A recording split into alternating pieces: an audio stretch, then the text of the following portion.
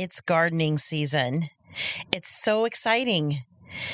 And because it's gardening season, there are some things we want to help you to avoid.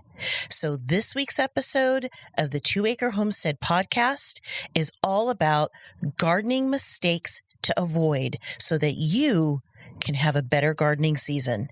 That's what's coming up on today's episode.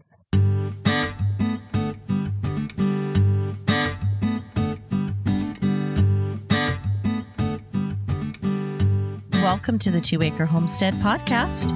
Come along with us on our journey from a small suburban homestead lifestyle to our new lifestyle homesteading in the rural countryside of Upper Lower Michigan. We'll share with you our tips, tricks, successes, and failures from both our past suburban lifestyle to our new rural lifestyle, all on the 2 Acre Homestead podcast.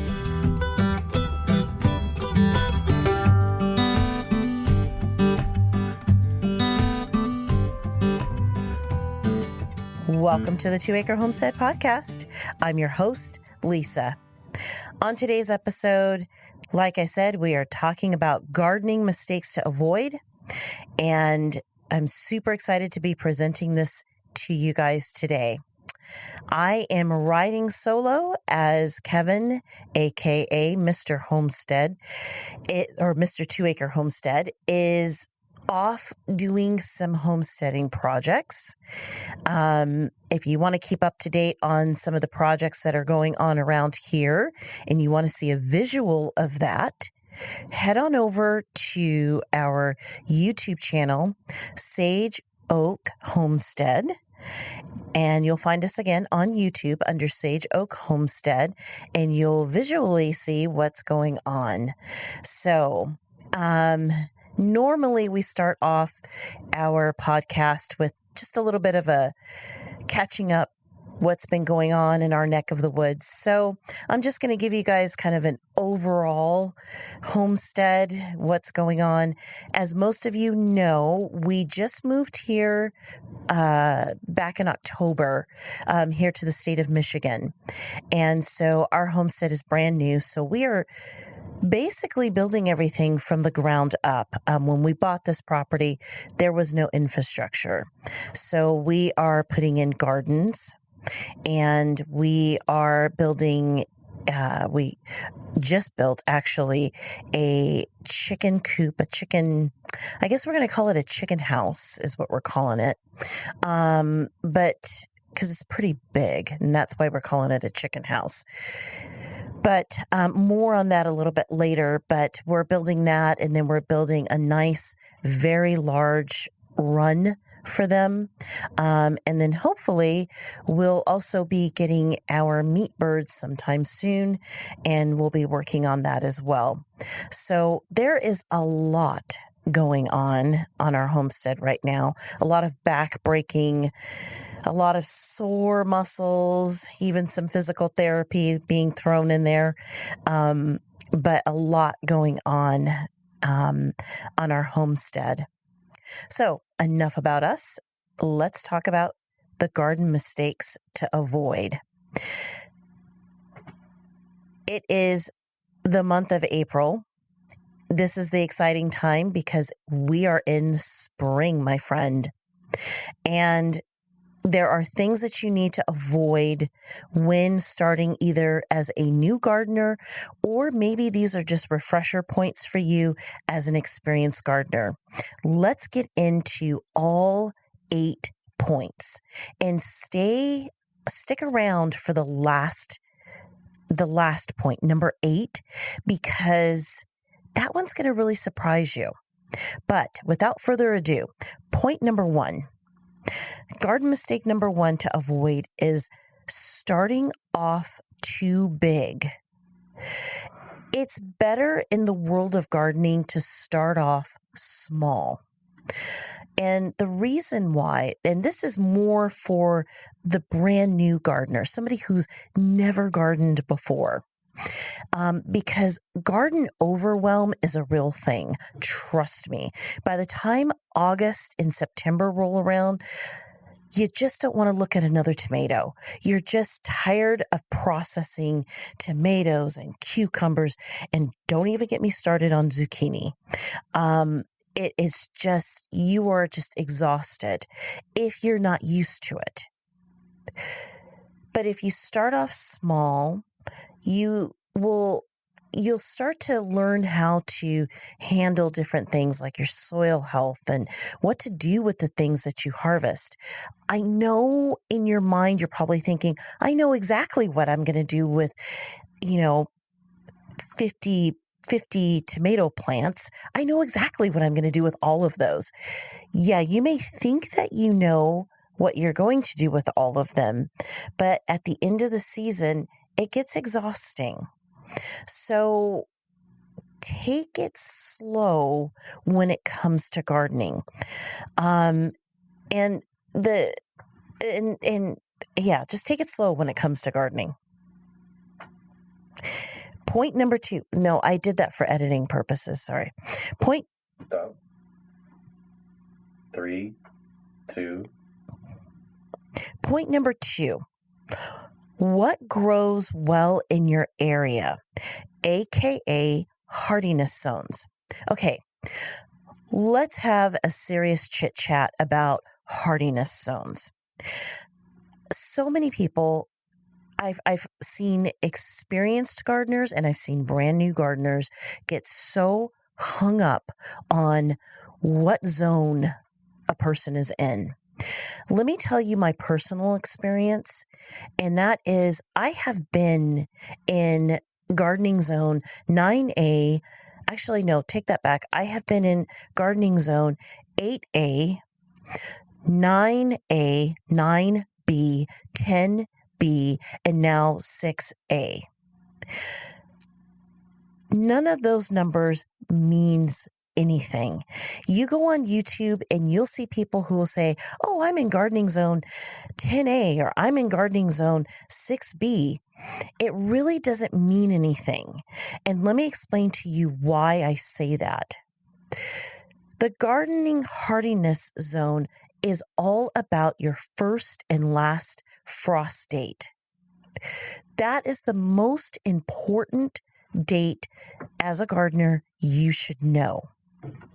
Because once you know when your last frost date occurs, which indicates springtime, sometime in the spring, you know that's the time to get your things in the garden that are frost sensitive. The last frost date is important because that's when you know I need to get everything out of the garden that's not going to survive the winter months. That's the only reason why hardiness zones are created and followed. But if you know your dates, it really doesn't matter.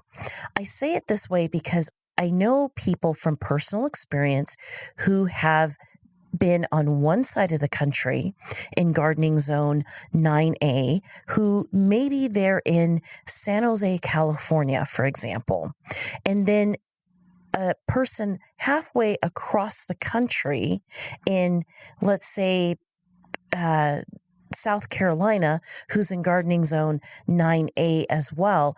But those two 9As, the San Jose, California and the South Carolinian, they have different frost dates. So just because you're in the same gardening zone or the same hardiness zone doesn't necessarily mean that the person who is gardening in South Carolina is going to plant at the same time that the person who's living in San Jose, California is going to plant. Same thing with a person who lives, let's say, on Yakima, Washington. I believe, if memory serves me right, that is gardening zone 8B. I may be wrong on that, but I believe that's what their gardening zone is.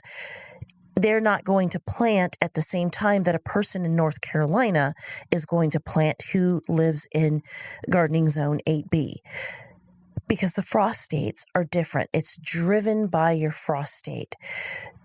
That is so important because that helps you with planning.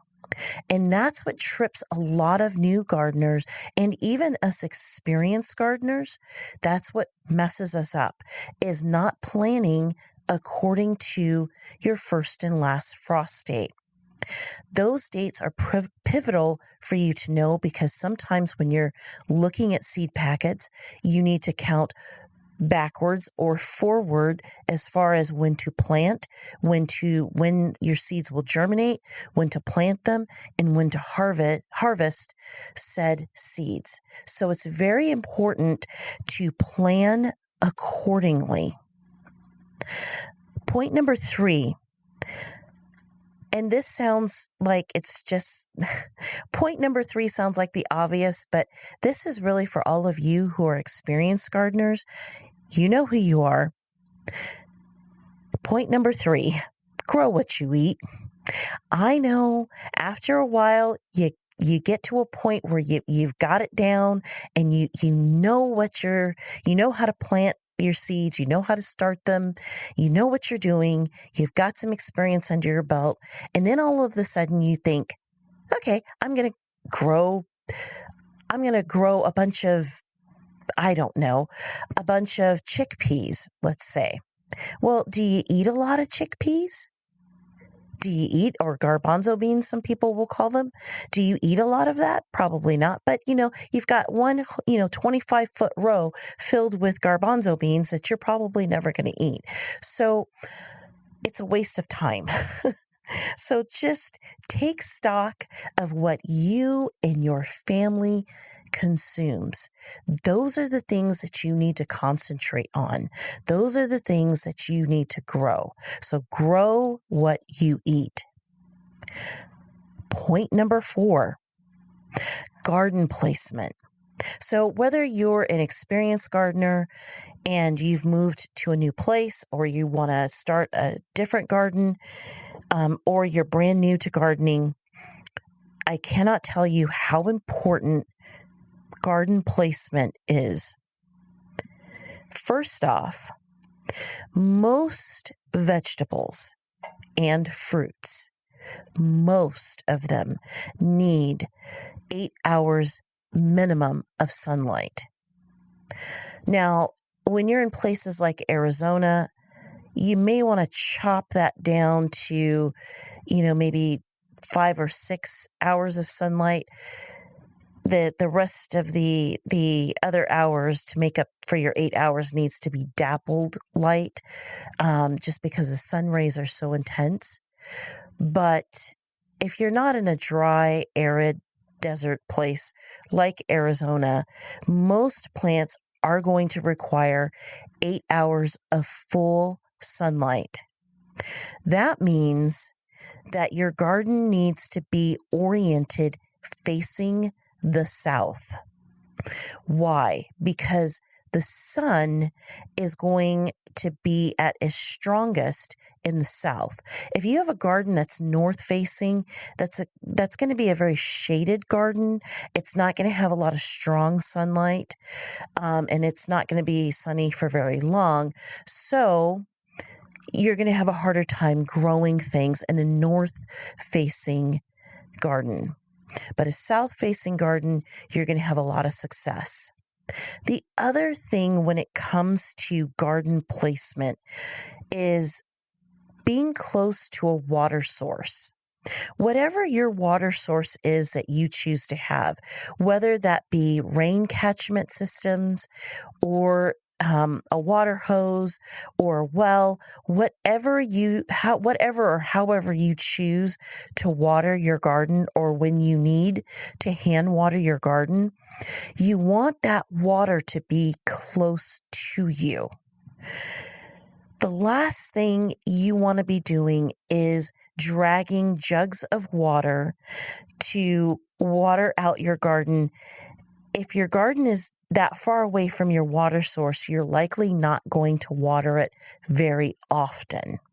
So really, it's important to make sure that your garden is placed close to a water source. The other issue with garden placement is You want to make sure that you're following permaculture guideline in that you want your garden to be very close to your house or to wherever you're accessing your home, wherever you're going to be walking past it. So for most of us, that would be directly in our backyard, like right off of our backyard. You want it that close to the house because you're going to be going past it. You're going to see it. It's going to be in your face. If your garden is away from the house, unless you're going out away from the house frequently, you're likely going to miss some things in the gardens. It's the likelihood of that is higher. So you want it to be close to you where you can observe and be in control of what's going on in your garden. Okay, so the other thing that is a mistake that people make, and that is mulching. A lot of times people fail to use mulch. Well, what is mulch? Mulch is any sort of covering that you want to put on top of bare soil. I've heard it said before, nature is modest. She likes to be clothed. And I love that expression because it is so true. If you leave bare ground alone, it will self-seed. Weeds are definitely going to grow. As a gardener, that's not an option for you. So to keep weeds at bay and to keep and retain soil moisture in, using things like wood chips, grass clippings, leaf mulch, any sort of mulch like that to put on bare soil. So let's say, for example, you have planted a bunch of zucchinis, mulch around them up to about 2 inches away from the stalk of the plant. You don't want to take the mulch all the way up to the stalk of the plant. That is something I see people do, and that is a mistake. You want to keep the mulch a little bit away from the stalk of your plant so that it doesn't rot. But by doing that, you're keeping the water in the soil. You're keeping the soil temperature nice and controlled for the roots to grow and for the microbiome to work the way that it should. So mulch is your best friend. Don't forget to mulch. Now, not all mulches are created equal. When it comes to wood chips, for example, wood chips happen to be one of my favorite forms of mulch, but you have to be careful with it. You cannot dig it into the soil. Why?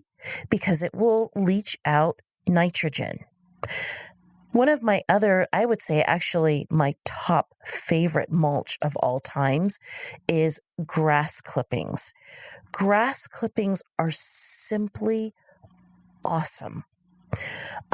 You take the grass clippings, provided it doesn't have any weed seed in it. That is perfect for mulch because as it breaks down, it's adding nitrogen back into your soil. It breaks down quickly and it really helps with the temperature of your soil. Mulches to avoid. Like I said, not all mulches are created equal. So there are some that you would actually not want to do. You do not want to do anything that has black walnut in it. That creates a toxin for most plants, and that'll stop them from growing. Pine needles is a type of mulch that I know a lot of people like to use. Be careful. I would actually, especially if you're a new gardener, I would sway you to stay away from that, only because it can change the pH in your soil rather dramatically. If you notice in the natural world where there's a lot of pine needles, you typically don't see a lot of plants growing.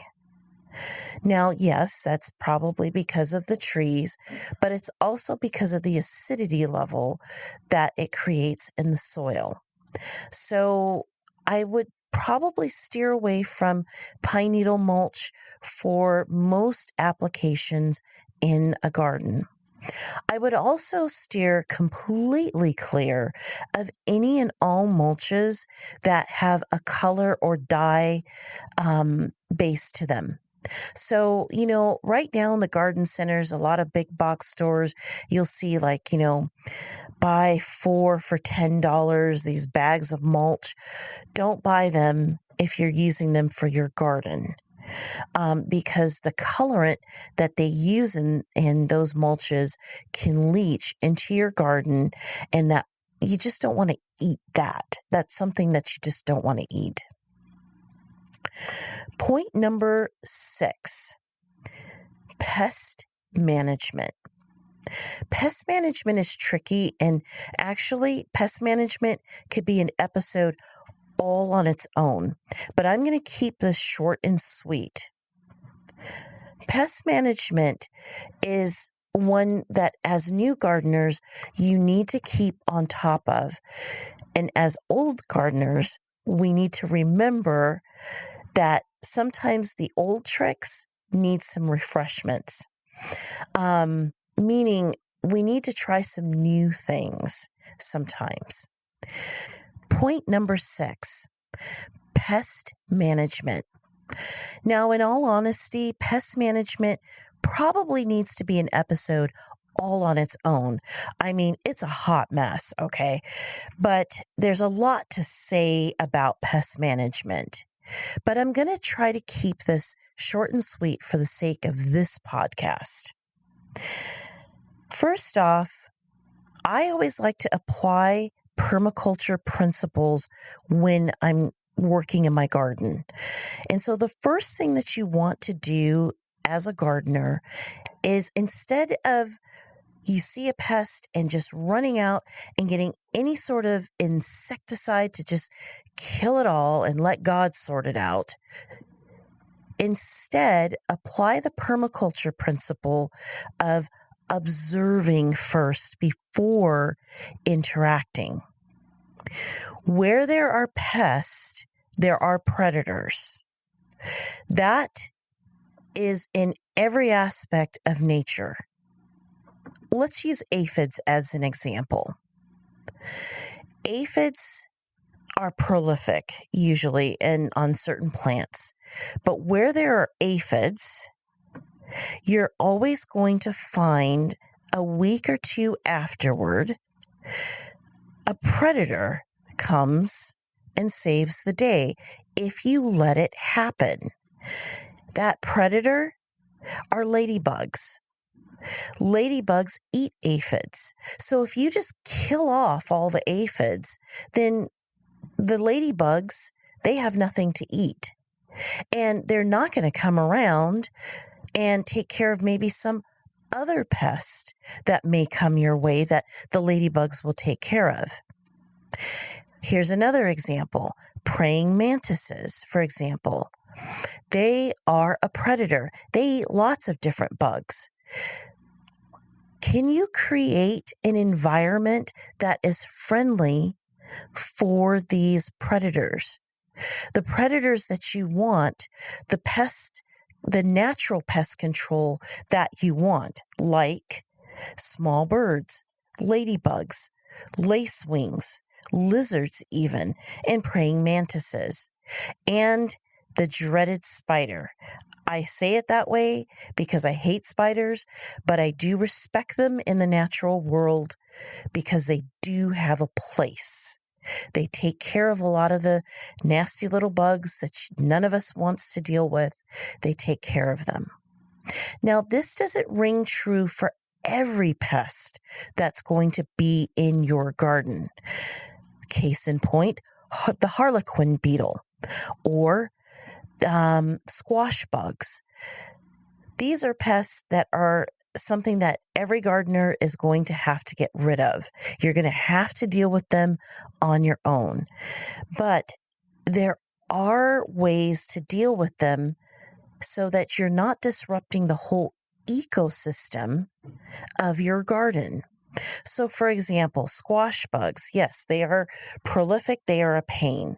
But the best thing to do is to kill the eggs. So they lay these copper sort of color eggs on the underside of squash plants. Well, when you see that, kill it, smash them. That way you're lowering the population. Yes, do they exist? Yes. Are they going to take out some of your plants? Possibly. While you're in the middle of lowering their population, yes, you may lose a few. But here's the bright side. Squash plants grow really fast. Isn't that interesting? So because they grow really fast, that means you have time to plant more. So knowing that about the squash bugs or even the harlequin beetles, go ahead and have a couple of succession plantings of certain crops. So that way, when one crop gets decimated, you have another one that's coming right behind it, and that crop may have a chance. Or what you can do is you can wait. Instead of planting a specific crop at, let's say in the springtime, wait until the fall, where the predator pressure or the insect pressure is not so high. So these are just some tips and tricks that you can use to manage pests in your garden. Number 7, this is a very important one, and it probably should have been listed as number 1. But number 7 is ignoring the health of your soil. Putting it plainly, if your soil is terrible, your plants are rotten. Okay. Your soil, the health of your soil is the most important thing that you can do for your garden. And there are many ways that you can improve the health of your soil, depending on the type of soil that you have. So first things first is you got to figure out, are you growing in ground or in raised beds? If you want to know the pros and cons of growing in ground or in raised beds, listen to a previous episode that we just did about which is better. But let's just say, for the sake of this podcast, we're just going with in ground. If you're dealing with clay soil, the best thing you can do, the best thing that you can do with clay soil to improve it is manure of any sort. Because the manure will add the nutrients, but it will also help to eventually break up that clay. I have seen it. I have experienced it myself personally. And the other thing that helps with clay soil is, this may not help you this year, but it'll help you next year. And that is, again, with wood chips. Let those wood chips break down for a little bit, for like a whole entire year. Let them break down. Once they've broken down, put that and work that into your soil, because there's enough fiber in the wood chips still existing that it can break up some of the clay soil. When we lived in Tucson, we had a lot of clay soil, a lot of it.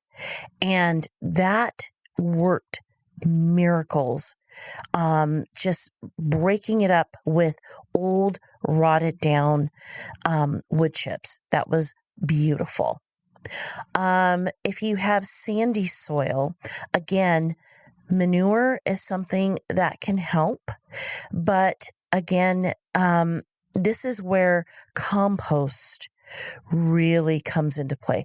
Compost is good for clay soils as well, but let me go back to clay soil for just a second because I failed to say this. With clay soil, the good thing about clay soil is because of the nature of the soil, it holds on to water and nutrients. So adding just manure to it and the rotted down wood chips to break up the texture of the clay soil is probably good enough for your clay soil, because because of the nature of clay soil, it's already going to have those nutrients in there. Now, with time, yes, you're going to want to keep adding compost to, keep adding life to it and what have you. Now, with sandy soil, let's switch over to sandy soil. Sandy soil requires not the breakdown of the wood chips, because remember, you're using the broken down wood chips that have rotted down to change or alter the clay soil to break it up. You don't have that problem with sandy soil. You have the opposite problem. You want sandy soil to kind of clump up a little bit so that it can hold on to water. Because when you water sandy soil, it just goes right, the water goes right through it. So you want it to kind of clump up. So what do you need to do? Well, you need to add compost, manure. You need to add those things that are going to help it clump up. Depending on your budget, depending on your the size of your garden, depending on what you do in the winter months. Another thing that I like to add to sandy soil, and we're doing that here in our gardens as well, and this just really depends on your budget. It depends on what you do in the winter months, and that is charcoal. But it's not just any charcoal, it's biochar. What is biochar? Well, biochar is wood that has been burned in such a way that it retains carbon. So if you just throw a log on the fire, so to speak, and that log burns in your fireplace, well, it's going to off-gas carbon, okay? And you can go ahead and put that in your garden. That's not going to hurt, okay? But the difference is with biochar retains the carbon, which retains nutrients, and it retains water. It beefs up your soil, and it stays in your soil for a very long time. Well, how do you make biochar? Very simple process. You can dig a trench in your backyard, dig a trench about maybe 2 feet deep, fill it with wood, and light that on fire. Cover it. You're basically smothering it with some dirt. Not a whole lot of dirt, but just with enough dirt. You don't want to completely smother the fire, but just enough so that it's not burning out of control. And please do this with caution, okay? Please do this with extreme caution. Make sure if you're doing something like this that you're not doing it where you're going to cause a fire elsewhere. But basically you want the wood to turn black. That's what you want. And once it has turned black, well, you're golden. Now you've got biochar. You let it cool down and you can crush that and put that all over your soil, everywhere in your gardens. And that, like I said, it will retain moisture. It will retain nutrients. It'll help in the clumping of your soil. It's just, I even use it with my seedlings. And you can inoculate the biochar with things like fish emulsion and so forth and so on, whatever sort of fertilizer that you like to use. So biochar is a bonus tip. Okay, and number 8, and that is avoid overwatering. Yeah, it sounds like it wouldn't be that big of a mistake, but it actually is on a couple of levels. And let me explain to you why I say that. When you overwater your plants, in reality, you're creating a plant, or you're training a plant to be weaker than what it should be. You want your plants to dig deep for water. You want them to develop deep, strong roots, not these shallow, whimsy roots. You want them to be strong plants that can handle a little bit of dryness, not too much, but a little bit, because their root systems are nice and deep. When you overwater and you do that consistently, then you're training the plant to know that water is always going to be where? It's going to be on the surface, or it's always going to be provided to it every single day or every single time. And that's just not good for the plant. And for some plants, that can actually prove to be a deadly scenario for them. So you really want to avoid overwatering your plants. Now, if you're in a dry climate, let's say you're in New Mexico or Arizona where it's, really arid and dry, you're going to want to stay on top of your watering habits. That's for sure. But we're talking about overwatering, watering where the plants actually don't need it. Now, what's the best way to find out when your plants need water? Well, the first thing you want to do is brush aside some of that mulch that we talked about. You want to pull some of the mulch aside, and then take your index finger, stick it deep into the soil. Feel around in the soil. Is it moist? Is it wet? Is it dry? That'll tell you how much water it needs. And when you stick your finger in the soil, you want to be at least about 3 to 4 inches away from the main stem of the plant. So hopefully that helps with the overwatering.